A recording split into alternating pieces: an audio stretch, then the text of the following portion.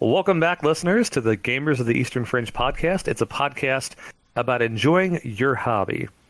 And we are your host. My name is Ricky. And my name is Matt. And as a reminder, folks, we are a part of the Gamers of the Eastern Fringe network, which is offering events and other types of content to help grow this community of ours. So we're excited to have you back. Sadly, the warp kind of ate our last recording. That does happen. Anybody who creates anything, be it audio, video, sometimes things just don't work out and your tech decides to fail you. So, listeners, we do apologize for the delay between this episode you're listening to and the one that should have been out and available for your listening pleasure previously. But we're back and we're going to keep at it. So rest assured, we're not going anywhere anytime soon. But as we always do, we have a little bit of a hobby check-in and how we're doing. So, Matt, how are you? What's on your hobby desk and what's new in your world?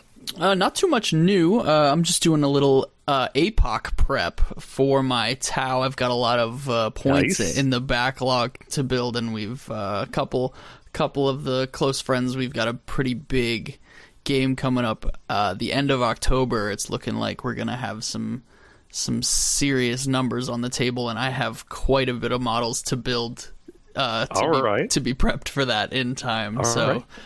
Pretty nervous about whether or not I'm going to get all of it ready on time, but I think I can handle it. What about yourself? Oh, well, I'm curious. What are you taking that you're finishing building? You got me curious. So it's most of my points are tied up in various battle suits. So I have 9 unbuilt crisis suits. Six unbuilt Remora drones, a Ghost Keel, a Riptide, a Forge World Ravarna battlesuit, and if the winds of the warp are kind, I should have a Tiger Shark and a pair of Barracuda joining me as well. Nice. Oh my word, my brother will be thrilled to hear how that goes because he's a fellow Tau player and he'll go crazy to hear that. And it's Apocalypse, which means you can bring as many of those flyers as you want. So have at it, man. Fill the skies with talent. Balanced data slate holding me down. I'm taking No. You're going unhinged, sir. I love it. Well, that's awesome. Well, you asked how I'm doing and what's going on. So I'm doing all right. It's a busy season for us at work and as a family, but all in all, we are doing all right. Looking forward to some summer relaxing and vacationing.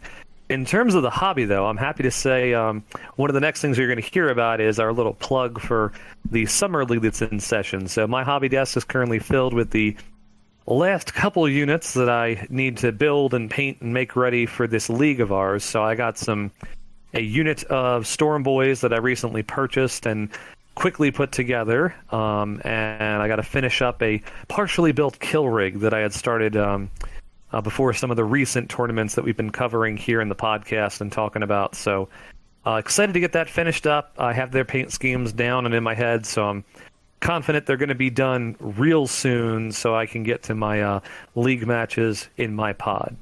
Speaking of, you've been hearing from us folks about one of our kind of first events that we're doing as a gaming group, and that is our summer league. So, Matt, you mind filling in the listeners in on what this summer league is and where it's at right now? Yeah, absolutely. So we did manage to get enough players to definitely dive right into that summer league. We have 4 pods, I believe, 1 in Berks, and then 3 skill levels right there in the Lehigh Valley. So I think our player total is, if I'm not mistaken, mid-20s. I want to say we have 20 players in the summer league, which is really, really good, especially for our first league. I'm definitely looking forward to the other leagues that we're going to run to see if we can grow that even more. I know the target we fell a little short of our target, I think, but if this one goes well, I believe that our winter, spring, and next summers should be quite the event. Mm-hmm. And for all of Matt's friends who are keenly listening into this podcast, please know we're more than happy to do a league out his way, because sadly he's one of our more distant Gamers of the Eastern Fringe correspondents, and so we'd love to get him some games, but it's a bit of a drive for the poor man to get back to the Lehigh Valley just to play a match against yours truly and his orcs. So the benefit of pods is, as long as there is about 6 folks in the area that want to play these games, it's a good time. So as a reminder, if if being in a skill-based pod of your choosing and generally having folks in your area that make it conducive for gaming and having the freedom to play your games anywhere you want, be it in your house or at your preferred local gaming store, this might be something to look into. And as Matt said, we're going to have more leagues coming very soon to an area near you. So just hang tight, folks, and we're going to have ourselves a good old time. We'll give you plenty of updates on how the league goes. A couple matches have already gone off, and folks are using the Facebook group as well as our Discord server to kind of give updates on that with photos. Please, folks, always take a couple shots of your game, be it pre, during, or post, because it helps the rest of us just kind of revel in the fun with you.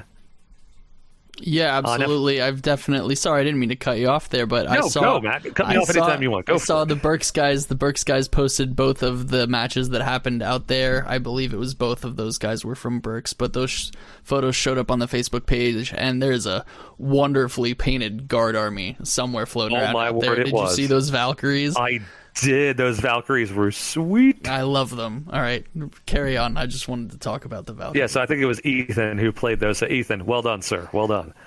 So, folks, the next thing, of course, is engaging the rest of you as our listeners. So each time we record, we do put out a plug for any listener questions, or if you want to submit some army lists to us for us to kind of look at and review, we're more than happy to do that too. So that way we're engaging and talking with you beyond, whatever main topic we've decided on and you get to hear.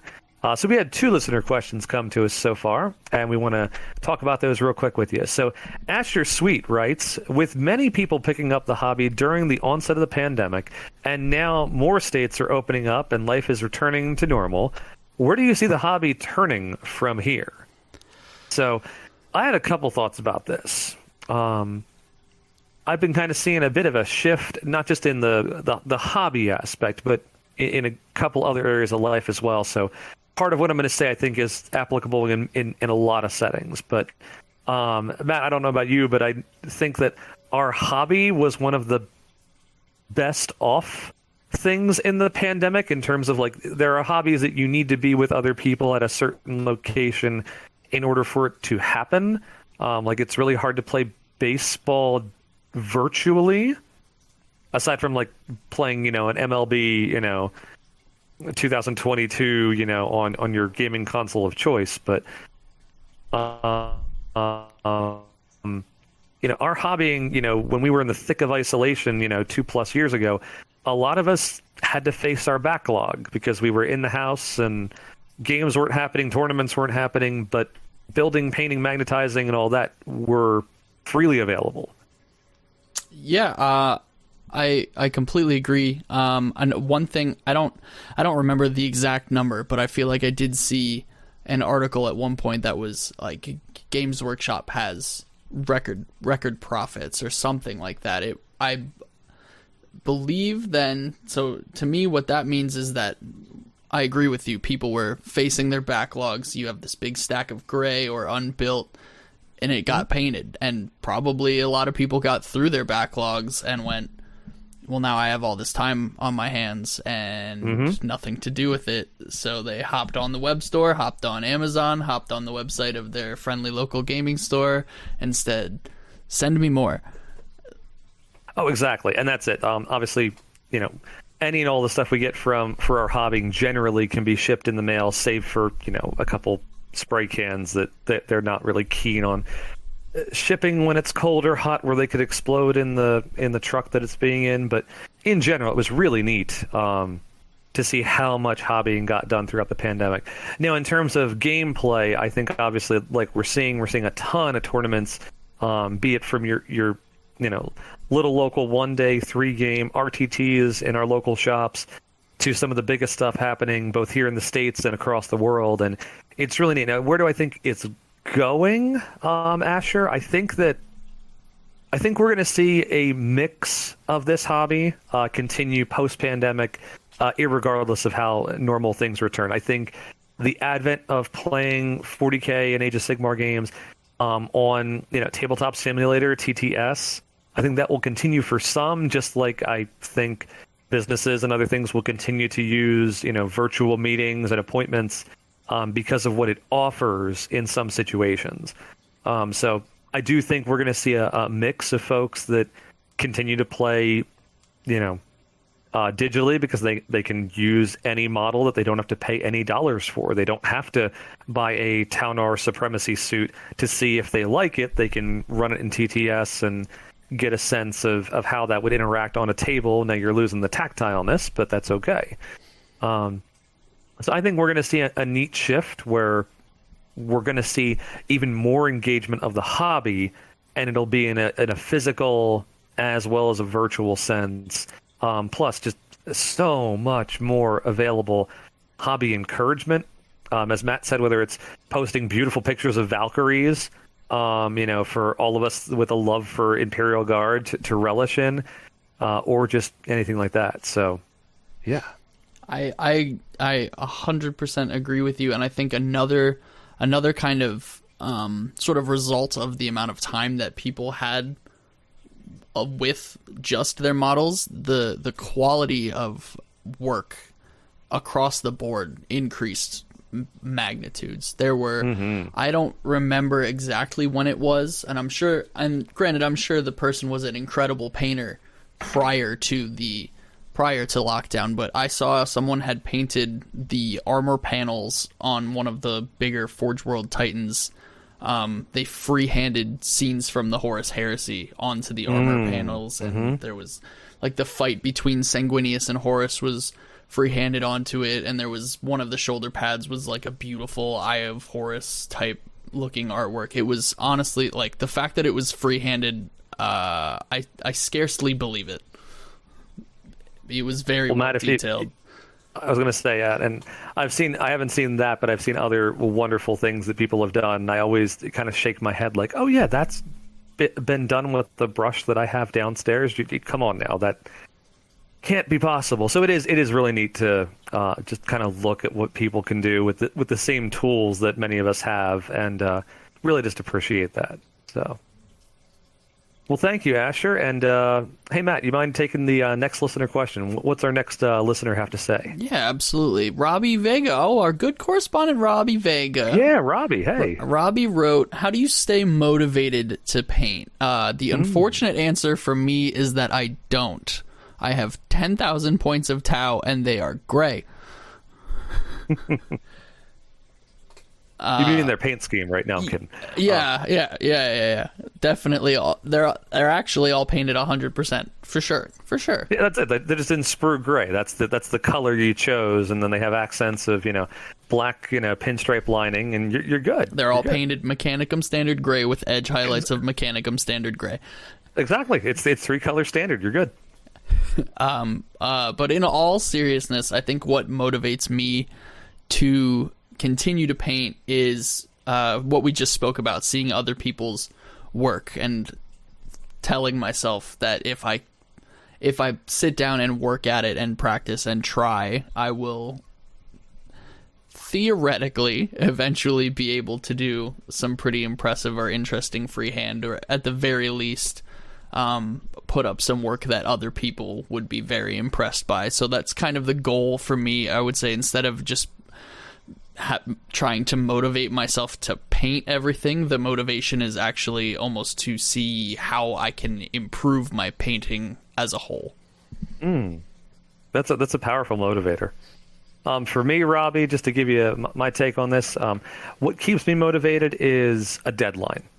Whether that's an upcoming event.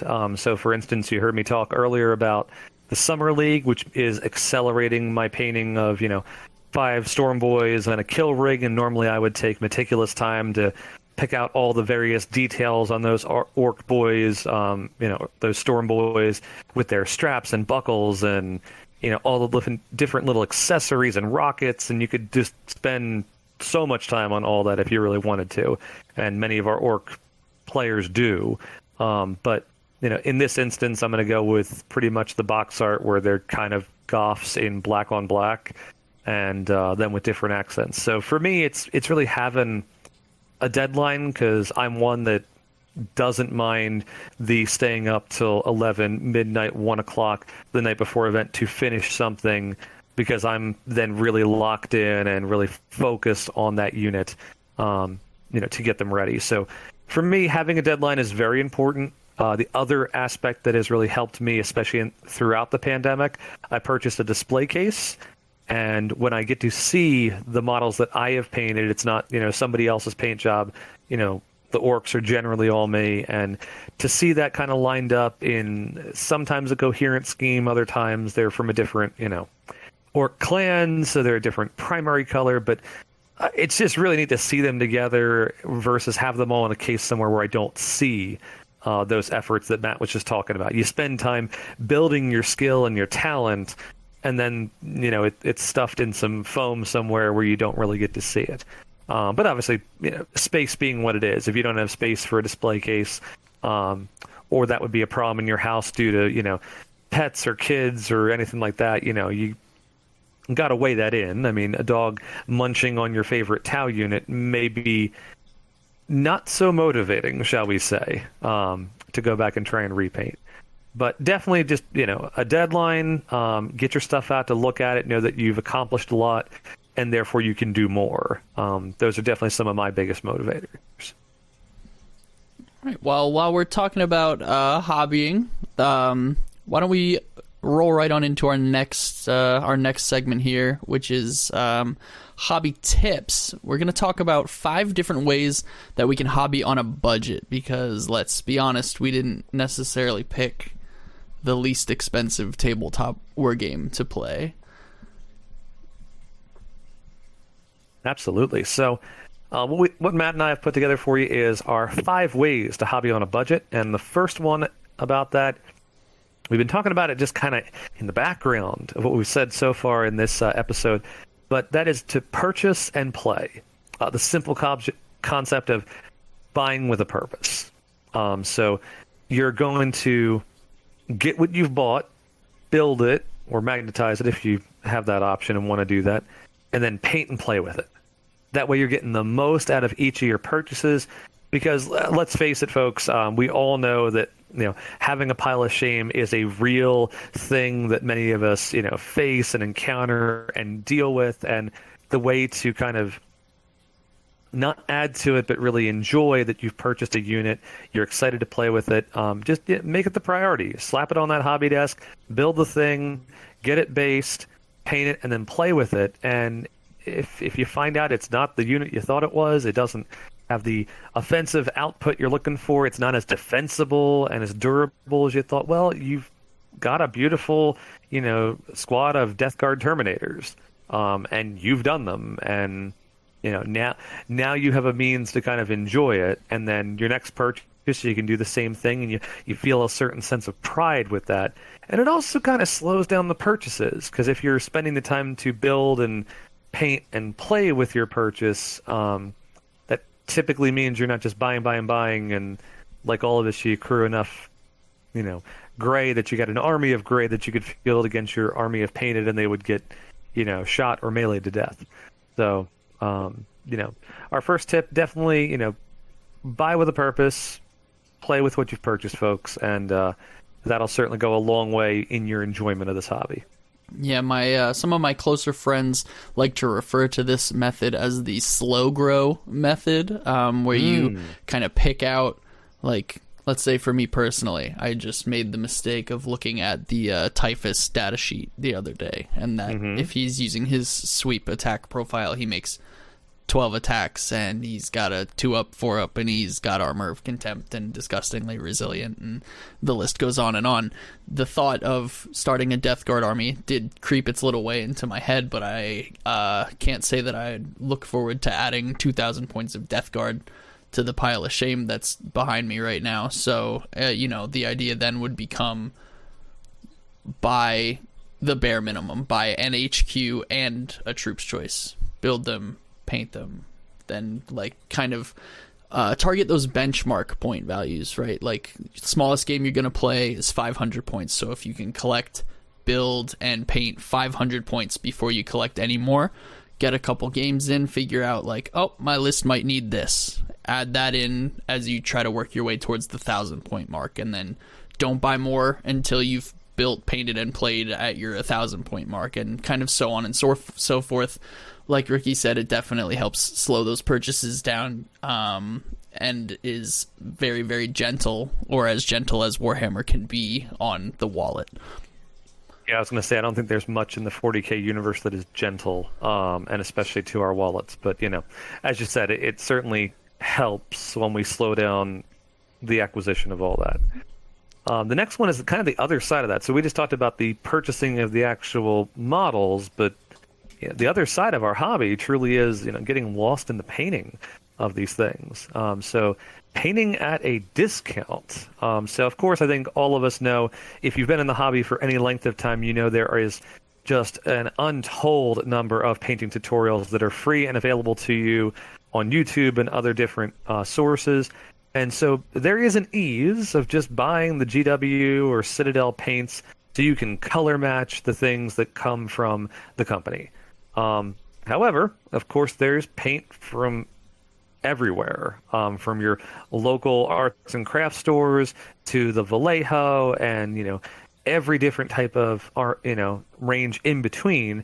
And some of these are a good bit cheaper than good old GW prices. So you can get yourself a nice little dropper bottle thing of paint, with some stainless steel balls in there to help mix the paint for you. So, you don't have to shake that paint pod to death. You can literally just shake that dropper bottle a couple times and have a good smooth paint coming out the other end.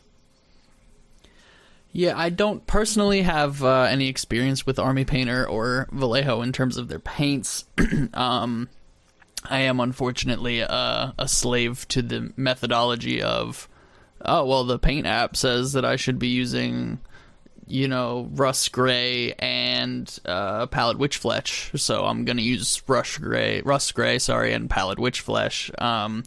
So I've kind of started to eyeball those other paint lines, but definitely the Citadel paint line occupies about 60% of my workspace. And the other thing too with that, folks, is of course, one of the first things we put onto our models is the primer. At least I would say 98% of our hobbyists, will prime their models. We got a couple of folks that are, you are champions and, and mavericks in your own right, folks, for being able to paint a model without primer on it. And I very much, have at it. But a lot of us, to get the initial set of color on there, we prime our models, and you can save big bucks by buying, different types of spray paints. From anything from your local hardware store, go to Home Depot, go to Lowe's, and just pick up a color that closely matches what you're looking for. So if you're looking for, an ultramarine blue, find something in that range. If you're looking for, a nice metallic silver for your Necrons, you can find that, and it's not at GW prices. It's at, home repair prices. In fact, I just picked up a nice kind of deep red spray paint, and it was on clearance at Lowe's. So I got a spray paint that, if it was GW, would be $20 plus tax and all that, but this one was like $3.98 plus tax. So I will be making some more Evil Sons orcs, and they'll be a good 1/4 of the price on their primer. And obviously that's money you can reinvest into other models that you're looking for, or maybe some better brushes, maybe some painting tools and other accessories. So that way you can, if you're saving money in one area, it allows you to do more in another. So that's painting at a discount. If you're game for, doing some color matching, or just trying a different systems paint range, you can save some money there. And there's still plenty of tutorials to talk about Vallejo and Army Painter paints on 40K miniatures. Now, Matt, so we've talked about the models, the paint, but there's so often kind of a third army on the table when we play. So what's this third tip we have for the listeners today? We're going to talk about building your own terrain, and how it's definitely an easy way to save over purchasing some of those GW made terrain pieces. Now, don't get me wrong, the GW terrain is gorgeous. They make beautiful, beautiful, beautiful terrain, but spending $50 on the corner of a ruined building or $200 on a terrain box set when you're already trying to collect an army gets a little bit out of control, and nobody likes playing on Planet Bowling Ball. I can speak from experience. The lack of terrain makes people not want to play against the Tau very much. So there's a lot of DIYs online for how to make your own terrain. I've seen everything from people taking the kind of white styrofoam that comes in most tech boxes, TVs, computer monitors, even game consoles, and breaking that up, hit it with a little glue to kind of stop any spray paint from melting the styrofoam, and spray it up tan, and you've got some nice makeshift concrete barricades. So there are, if you go online and just type build my own Warhammer terrain, there are thousands of videos. The resources are endless for that. There's tutorials here, there, and everywhere, and there's a really good chance, especially with that, specifically with that styrofoam thing, which is what I started doing. That's why I speak so readily on it. A lot of times people are super willing to just give you the styrofoam. No one likes dealing with it when it's flaking everywhere. So if someone that you know just got a new TV, you can kind of poke your head around the corner and say, can I have that? And you've got yourself basically an entire ruined city just off of that. So it's, as much as the GW terrain is beautiful and gorgeous, and I would love to have an entire city of death for myself to have for friendly game nights, it's not feasible when you're collecting another army sometimes. So definitely check those DIYs and get yourself some nice styrofoam concrete walls. Absolutely. Yeah, I was gonna say, save yourselves a lot of money, folks. As Matt was saying, don't feel you have to spend a good portion of your hobby budget purely on. Again, GW terrain's awesome. Oh man, I got some pieces and it's nice, and I have some other stuff that either was scratch built or is some off-brand stuff, and it works real nice. Even played a couple games with a empty cereal box. You cut some windows out, and there's a nice over 5-inch tall building that you can have, and you do what you got to do sometimes, folks. All right. The next one, this is where we can, again, get into some off-brand stuff to save you some big dollars.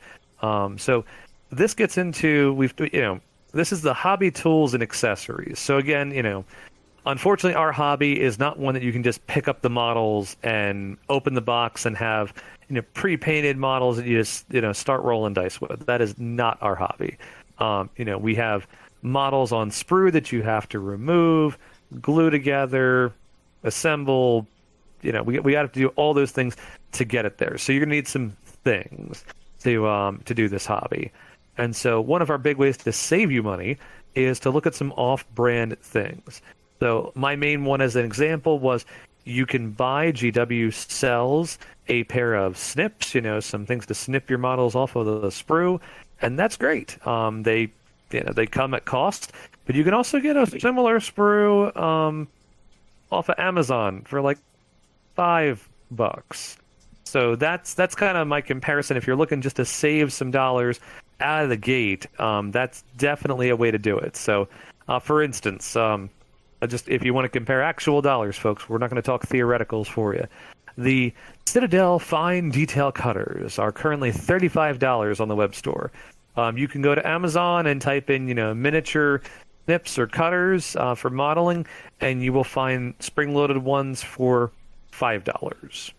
And if you want to get fancier ones, of course, they have things above. But that is the exact pair that I have been using since I started hobbying back in the winter of 2017. They are still snappy and springy in the hand, and they are still sharp enough to cut me some nice lines off of that sprue as I assemble these things. So that's $30 saved right there. That can be a box of Storm Boys. That can be, a spray can and a couple other things. So, Matt and I are trying to give you some actual things that'll help you folks, and this is legit way you save some money. Yeah, 100%. Circling back to when we were talking about buying painting at a discount, and we discussed Army Painter. I have my desk on my desk in front of me. I have the Army Painter hobby knife and a set of 3 Army Painter files, and between the 2 of them, I still spent less money than I did on my Citadel snips. So definitely looking at those other brands, again, not to shirk the quality of GW's products, but you can get very similar quality for a lot less expensive if you're not trying to kind of really be a brand purist, which if you are, that it's your hobby. I'm not saying that you shouldn't. I have, like I said, I have only Citadel paints, so I get it. But definitely kind of looking towards those other tools helps a lot in terms of saving money towards the actual models. Absolutely. And again, Matt and I are not sponsored by GW, hence why we have the freedom to say we sometimes disagree with Almighty GW. So that's we're not under anybody's pay bracket here. All right. So the last thing is our top 5 tips to give you. Number 5 is probably the least exciting of all these because we found ways to save some money and still get good quality and all these. But this one's a concept. This one is setting a budget. Again, all of us, when we get enthralled with this hobby, we just want to go out and get ourselves that full 2K army that we've dreamed about with all the different accessories that we could possibly want, get some cool basing material, and just go nuts. As Matt said, though, so well put, we are an expensive hobby, folks. Warhammer 40,000, Age of Sigmar, or anything that GW does, it's not the cheapest of things you could do. It's not picking up a good book and for $5, $10, $15 and getting hours and hours of enjoyment. But by the same token, this simple concept, you just set, okay, what is my budget? What is a realistic discretionary amount I can spend each month is going to save you from digging yourself a hole that could put you individually or maybe your whole family kind of at risk if you just kind of just forgot about the fact that we do all work for a living and we don't have an unrestricted budget, many of us. In this concept of setting a budget, very foreign to me when I started this hobby, but I gotta say now that I've spun around and locked into it, it helps a lot, and it does pair very, very well with tip number 1, which is that slow grow, purchase and play kind of mentality where if you say to yourself, I'm going to play 500 points of Eldar, and you can set your monthly budget and it might take you a month or 2 to finally get that 500 points of Eldar, but over the course of that time you're building and painting your 500 points of Eldar, and then by the end of it you have not but broken the bank. You've grown a 500 point playable army and you've painted it very beautifully because we are all wonderful, fantastic artists. Absolutely we are. No sarcasm in this podcast, folks. Never. Absolutely. So please, folks, it goes a long way. And again, if you're setting yourself a budget as fun as restricting ourselves on what's supposed to be an enjoyable, leisurely, kind of escape from, real life. But by the same token, if you kind of, as Matt said, spend time with the things you've purchased, get enjoyment out of the things you already have, even if you're like, well, it's not the most optimal thing in the current meta. Well, it's still yours. Going back to that old cliche phrase that, there are many like it, but this one's mine. Like, that's your Space Marine that you played. That's your Eldar Farseer. Like, whatever it is yours. And so get enjoyment out of it while you can, and have a budget that allows you to build at a reasonable rate. And if you find yourself wanting to save up for something big, you're going to love that day when you've saved it up in the budget and you place that order on Forge World and get that thing that you saw as a kid, and you're now in possession of one. Well, listeners, we hope you enjoyed our top 5 how to hobby on a budget. You purchase and play, you paint at a discount, you build your own terrain, you find some alternate hobby tools and accessories, and you make a budget. There's a ton more we could say, but we're going to keep it to 5 for this episode. And if it was helpful, please let us know, and we're happy to put our brains together and come up with another couple to help you out. Yeah, absolutely. For now, though, we're going to roll into our next kind of tiny little segment here. We're just going to talk about, especially with our Summer League going on right now, we'd like to talk about the balanced data slate and the state of the game, especially since the new Knights Codex rolled out, the Knights and Chaos Knights Codex. Excuse me, I don't want to exclude anybody. So just really quick, Ricky, I unfortunately have not had the joy of playing against or as any Imperial Knights. How do you feel like those codexes have hit the meta? So my hot take on these, I very joyfully say this. I think that both the Imperial and the Chaos Knights are actually balanced books. I don't mean they're not powerful. I think they're very powerful. I think they're definitely, if you use the S, A, B, C, D scale, or the, S class, and then the, top pack middle, they're definitely up there in that A or, pack plus, leading competitive armies. They're strong. And if you're a good 40K player in general, you'll be able to pilot these things well. They're both varieties are giant stompy death robots. So, you're going to like playing an army that at its weakest is T6. So they're pretty cool. But I own both of these codexes partially because I had a bunch of Imperial Knights in that pile of shame. And I was like, cool, I'll try these. And I picked up the book and I read through it. And unfortunately, it's not quite the army style, the play style that I like. It's got a lot of synergies. A lot of the units interact with each other. It follows that whole chivalric thing of, you have a knight that kind of mentors some of the lesser nobles and sires. And so you have a neat interaction between the Questoris knights and the Arminger knights. Like, it's really cool. So if you like Adeptus Mechanicus and kind of that flowchart style of play, that you kind of know your battle plan regardless of what's across the table, and you got a whole spread of buffs you can apply, it's a real great army for you. I'm feeling myself kind of drawn by Chaos, which is a new thing. I've never picked up a Chaos army, but what I do like about the Chaos Knights, it's about buffing more individual units. And you're playing Knights, so you don't have that many to begin with.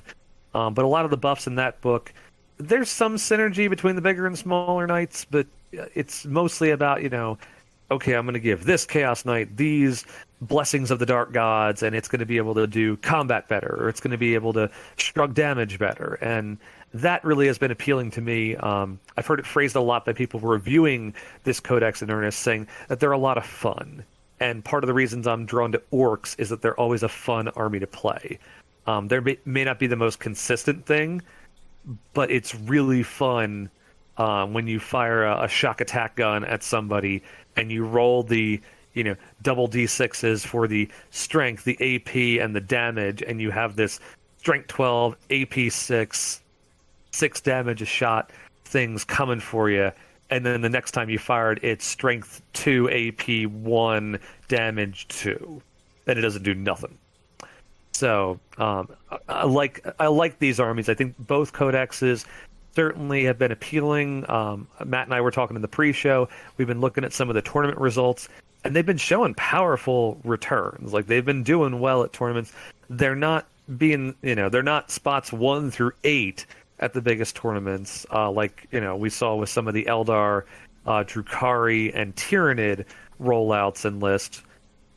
But I think there's a lot of play within both of the books, so I'm really excited for them. I think especially Chaos Knight players, with the new sculpts they had in their War Dogs kits, I think it's a really refreshing thing for them. But that was a lot in one breath. So Matt, any thoughts as someone on the outside looking in about how these Knight codexes are, or do you like the models even? The models are beautiful. I have to say those War Dogs and the Abominant were almost enough to get me to jump on the train, but I have to stay true to the greater good and kind of keep myself grounded in the Tau for a little bit. But those sculpts almost got me. The sculpts alone. I haven't seen the rules personally, but from what you've said and from what I've heard, I think I could have a good time. They are. What I really like, listeners, if you haven't checked out any of the content for the Chaos Knights, they have a very neat rules interaction with kind of their dread test, which is the idea that it's an aura but not an aura. They make a distinction because there's obviously rules that decrease or negate aura abilities, but they have a unique rule that anything within 12 inches of them, and again, this is a knight base, they're big, so they can cover most of the board very effectively. But you take a dread test, and based upon what other buffs or debuffs you have on as you progress through the game, you kind of move through this chart and tree, and sometimes you're decreasing leadership when you're within dread range, and then you take additional people flee when you fail a morale check. There's stratagems that if you're within dread range, you take mortal wounds. And one of my favorites is they're such a disruption army. Chaos Knights, if you're within dread range, you have to roll off, and if you fail said dread test, the unit you were using actions for fails the actions. You fail a dread test when you're trying to shoot, the most troublesome Knight Abominant, down range. Oh, you failed your dread test. You can only fire at the closest unit. So it's a really neat mechanic. It mirrors the old school leadership test where you roll off on 2d6, and if you fail in the sense that your leadership isn't higher than what you rolled, you're in trouble. And again, Chaos Knights have a lot of ways to debuff your leadership, which for some models, like, the Adeptus Custodi is at leadership 11 on everything, or Necrons for that matter. It's really hard to make them fail leadership tests. But, as a guard player, and especially as an orc player, this can really mess with your game plan of your opponent. And most opponents aren't used to that morale being a problem. They're happy to let a guard squad, evaporate to bolter fire, or a squad of grots do their purpose and block, but they're not used to, oh, you made my stuff flee, not because you shot them, not because you meleeed them, because you walked near me. So it's a really cool faction. I think it's adding a new consideration for competitive play, that all of a sudden you have an ability that just because you're near it will do stuff to you. And Deathguard have had that with their Contagions ability, but it really is a cool thing. So I think that's going to play out even more so in the meta as more people get their hands on these models, because as Matt, you said, some people are being drawn by these new models, and they got to buy them, they got to build them, and Knights aren't just something you just spray, one color and shade it and call it done. This is, as you said, there's people that go nuts with the freehand stuff on the panels of these Knights and make them into pieces of art beyond just, things to play with. So definitely think that as the meta continues to see more Knight players join the fray and get better with them, I think we're going to see, especially Chaos Knights, doing some wild stuff. But let's get back to the balanced data slate. Obviously, folks, we are a bit late. We weren't one of the first ones to talk about it, but at least in our local area, we've been seeing how this balanced data slate is panning out. So, Matt, you want to take us away with some of our hot takes on the balanced data slate and what it's doing for the state of the game? Yes, certainly. So just kind of as a blanket thing, Armor of Contempt has helped anything wearing power armor significantly. We've seen Space Marines start showing up in the top 10 again, which is really refreshing after months and months and months of Tau and Eldar and Admech and Dark Eldar, and I say that as a Tau and a Dark Eldar player. It's nice to see these armies kind of creep back up to the top, but in particular, I will say kind of two specific units and one kind of sub-faction have really been blessed by Armor of Contempt and and I'll kind of talk about the two units because I don't have experience with the sub-faction personally, but I would like to say that Armor of Contempt made Thousand Suns Terminators and Death Guard Terminators very, very durable. Yes, oh my word, so it's disgusting how well they're interacting right now. I believe I watched a battle report for Death Guard just yesterday, and now granted there were additional effects here. There were 2 psychic powers on the unit of Blightlord Terminators. One of them made them -1 to hit, and one of them made them +1 to toughness and I think +1 to saving throws. I'm not exactly sure. I don't remember. Wouldn't surprise me with Death Guard. That sounds very Death Guard-esque. So. But so now you've got these big bricks sitting on your midboard objective, waiting, daring you to come fight them, is a unit of Terminators that is -1 to hit, T6 with 3 wounds, a 2-up armor save, and because of Armor of Contempt and that psychic power, it takes AP -3 to knock them down to a 3-up armor save. Which, it's very fitting for Death Guard. It is disgusting. And also, Matt was saying about that unit, I've actually had some experience facing off against some Thousand Sun Scarab Occult Terminators. I was part of a mega battle up at the Rogue Trader Gaming store up in Jim Thorpe. Excellent store. If you haven't seen it, check them out. They're a fantastic group of people up there. But I had 2 in that mega battle. The table end that I was on had 2 Thousand Sun players. So I had 4K of Thousand Suns looking at my orcs. And Matt, you know how much orcs love mortal wounds. So needless to say, much like the Death Guard strategies that Matt was just talking about, what was happening with the Thousand Suns, you had Armor Contempt, negating the first AP being shot at them, but they also have their role All is Dust, and that meant that anything damage 1, they gained a +1 to their save. And that's, if they were in cover, it's another +1 and all that. So it meant that most of the time when I was firing my big shooter or other, throwaway, chip damage stuff at them, it was being saved on a 2-up. So there wasn't much being failed, and they had ways to, do a feel no pain save. So not much got moved by your kind of chip damage fire. You needed dedicated AP and, heavy infantry fire to take out these things. And there was just so much of it that if you don't have it in your list, if you're just expecting some, T3, 5-up armor save bodies across the table, it was kind of a rude awakening. So I definitely can speak to the strength of the Thousand Suns Terminator equivalents and what they can do with their synergies. I believe it was. Sorry. No, you go, Matt. Go. I believe it was Auspex Tactics. It's always Auspex Tactics, I think, that did the math on how many. I remember off the top of my head for these 2 particular breeds of Terminators, they did the math on how many shots of like each faction's kind of anti-tank weapon, I suppose it would be, to take down Terminators under those specific conditions. And the one I remember the most with the Blightlord Terminators was that it takes 36 Dark Lance shots to successfully clear a 5-man squad of, on average, 36 Dark Lance shots to successfully clear a squad of Blightlord Terminators.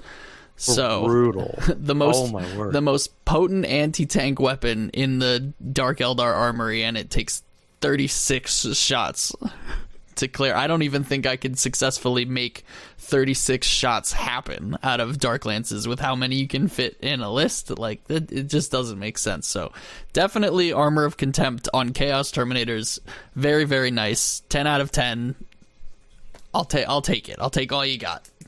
Yeah, I was going to say, kind of like you've heard Matt and I say in previous episodes, he's currently in a wonderful heyday because that Tau and Drukhari are doing well, and those are 2 of his factions near and dear to his heart that he plays. Man, if you're a Thousand Suns player, you've been loyal to this faction, you're being rewarded right now, and Death Guard players, befitting the style of play that your faction does, if you've endured through, the rules just being a little underpowered for the meta, and then your points being really high, well, the balanced data slate changes certainly have been helping you out. Speaking of helping out, the next army that got a huge buff by the data slate was Sisters of Battle. As a power armor faction, they got the Armor Contempt buff, which is going a long way for their models, but they also got a boost to their Miracle Dice generation, which much like, the Strands of Fate stuff with the Eldari, it's really powerful to have, when you roll hot and you have some spare 5s and 6s to use when you need them the most, to have even more of those on hand has been really powerful. And Bloody Rose in particular, because of its, both ranged and melee offense, has been showing up in some tournament results recently to some good effect. So this has been another faction that has really been doing pretty well with this update. Well, I think that about covers everything that we had to say about the balanced data slate without it turning into an angry rant. Aircraft.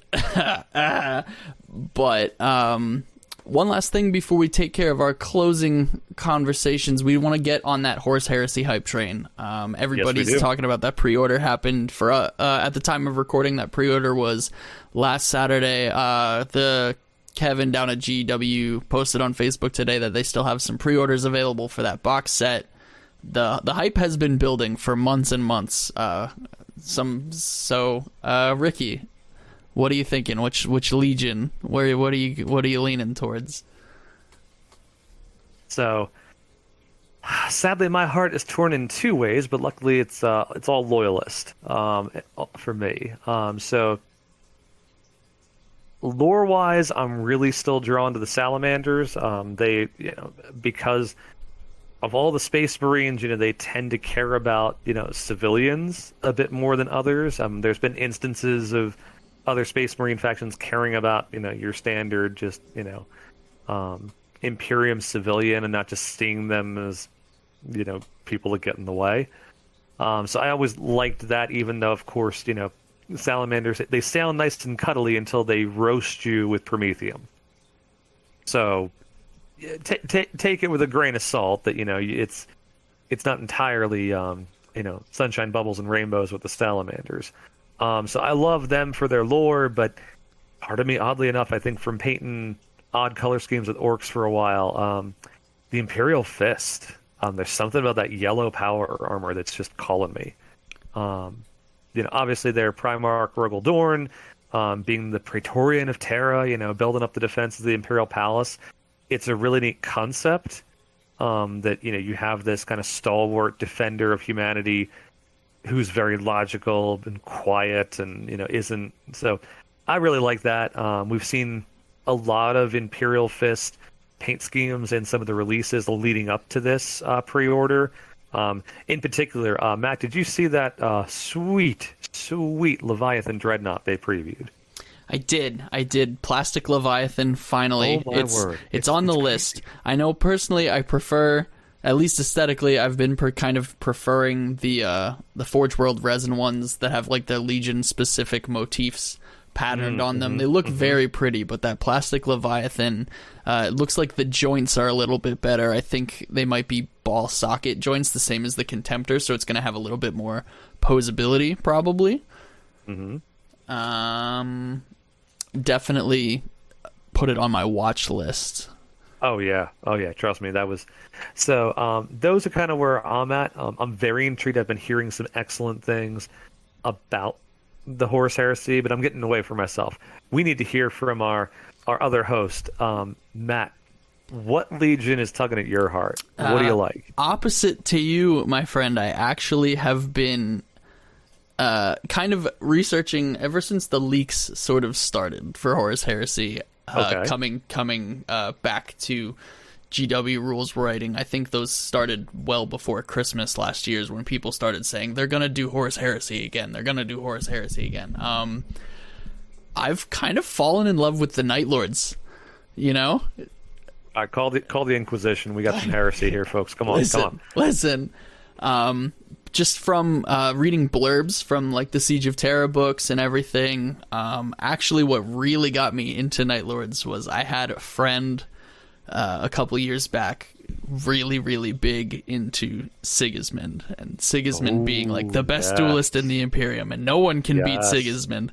And there's a story where Sevatar, who is the first captain of the Night Lords, he is dueling with Sigismund, and they're going for days and days and days, and finally Sevatar just headbutts Sigismund and like wins the duel, and it's dishonorable and everybody's upset, but Sevatar is like, what? I won.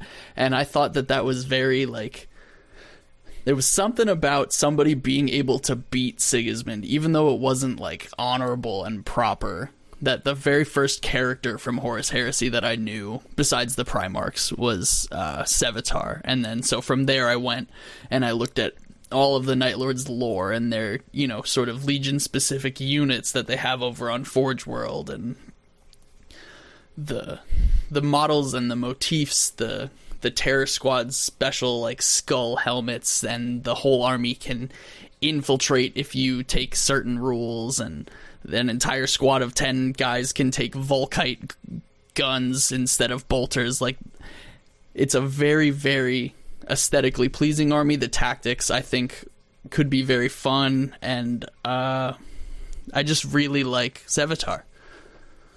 Oh, no, trust me, I don't blame you. I've read up on on most of the legions, and the Night Lords certainly have their appeal. When it's kind of a darker version of Batman, because Conrad Kurz he puts the bad guys down, not always in the nicest way, but he gets it done. But yeah, no, so it's no, Matt, thank you for that, and I hope you certainly enjoy, because I'm pretty sure any Night Lords sculpts would be welcome, because they are a very there's not a lot of product for Night Lords. Like, there's that one upgrade sprue where you can get some shoulder pads and some bat-winged helms, and that's about it. But that's not like what you want across an entire 2K army, exactly. You want some variety, some spice of life, as it were, Absolutely. So I'm hoping they do that, because, as Matt said, this refresh with Horus Heresy, I think, is going to get a lot of folks.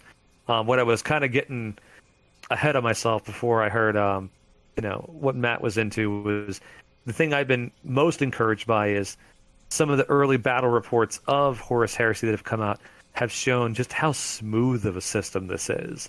Heard a few folks even dare to say it runs a lot smoother than 40K.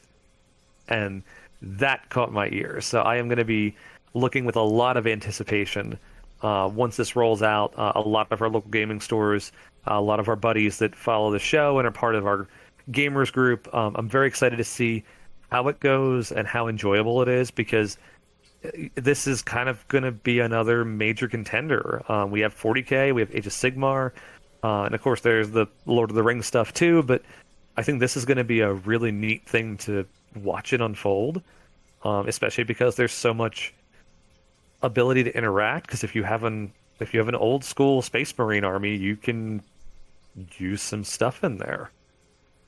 So it's looking good. Matt, you had mentioned Allspec's tactics before, and I want to circle back to them, because he had done a video showing that one of the Horus Heresy rhinos that's been previewed with its price point, it's actually cheaper than the current rhino for 40K. Yeah, I saw that as well. I thought it was super interesting. I'm assuming it might maybe be a little smaller to match the scale, but that's the only reason I can think it would be less expensive, other than the fact that the current Rhino kit also includes the Razorback parts, doesn't it? It does.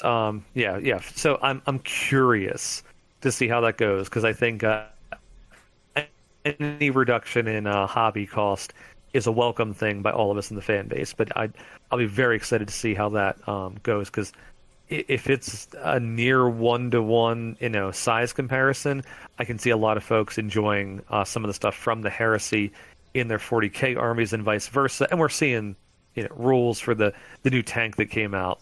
It'll have 40K rules plus Horus Heresy rules. So it's exciting times. It really is. Yeah, I look forward to it. I can't say how soon I'll be able to jump into it myself, but I'm making a list.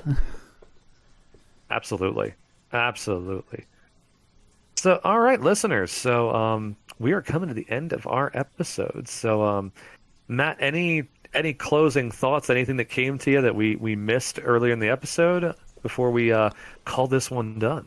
No, I just wanted to say a very resounding death to the false emperor before we wrap up.